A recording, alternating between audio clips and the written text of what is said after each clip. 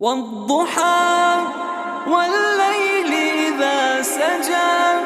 ما ودعك ربك وما قلى وللآخرة خير لك من الأولى ولسوف يعطيك ربك فترضى ألم يجدك يتيما فآوى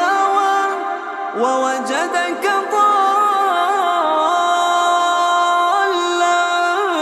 فهدى ووجدك عائلا فأغنى فأما اليتيم فلا تقهر وأما السائل